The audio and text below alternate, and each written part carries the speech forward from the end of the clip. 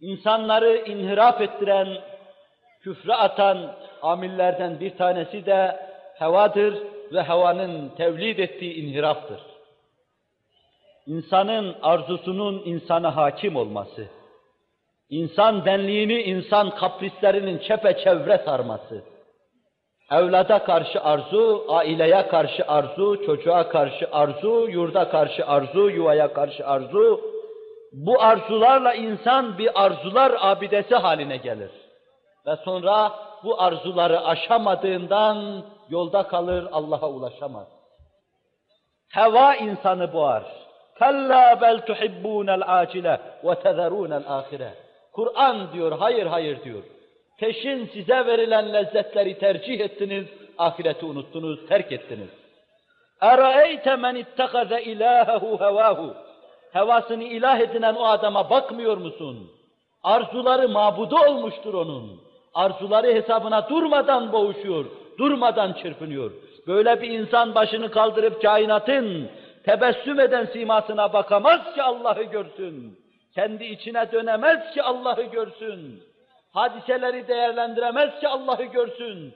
O midesine indireceği şeyin kavgası arkasındadır. O sinesine basacağı şeyin kavgası arkasındadır. O kendisine refah kazandıracak şeyleri elde etmenin kavgası peşindedir. Evet, heva ve heves insanı inhiraf ettirici büyük amillerdendir. Kur'an-ı Kerim yine şagaletna emvaluna ve ahluna diyor. Bizi ailemiz ve evlatlarımız alıkoydular, meşgul ettiler. Haktan, hakikattan alıkoydular.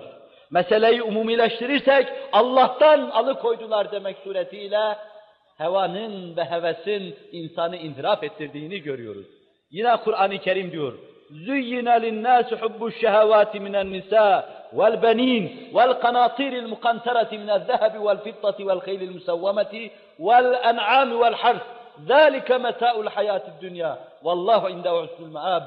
İnsanlara çok süslü görünüyor.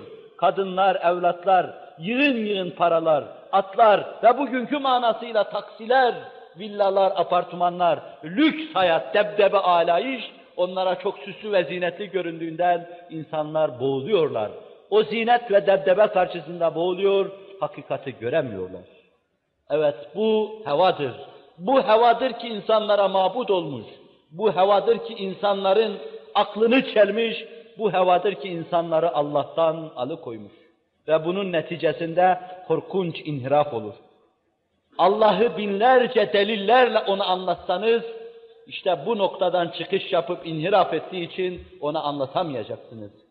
Firavun gibi ya Haman ibnili serhan lealli eblugul esbab esbabes semavati fe attali'a ila ilahi Musa ve inni leazunnuhu kâziba diyecektir. Hiç akla mantıka gelmeyen şeylerle kendi kendine avutmaya çalışacaktır. Bana yüksek bir kule yap da yukarılara doğru çıkayım tıpkı Gagarin gibi. Bakayım oralarda küre-i arzın etrafında Allah var mı? Ben öyle sanıyorum ki Musa beni aldatıyor, yalan söylüyor. Ben onu yalancı sanıyorum. Allah'tan bahsediyor, inhirafında bulunacaktır. Bugünün insanı aynı noktadan çıkış yapmış, hevai nefsine uymuş, pek çok günah etmiş, Mevla'nın huzuruna gelmek ağır geliyor, pek çok feraizi terk etmiş, kalbinde lekeler hasıl olmuş, Allah'ın huzuruna gelmek ağır geliyor ve böyle vahiy delilleri değerlendirerek inhiraf ediyor, Allah'a karşı geliyor. Hevamız inhiraf hasıl etmiştir. Hevasına mağlup olanların hevası inhiraf hasıl etmiş ve bugünkü insanlık bu hale gelmiştir. Cenab-ı Hak hevai nefsimize uymadan da bizleri masum ve mahfuz buyursun.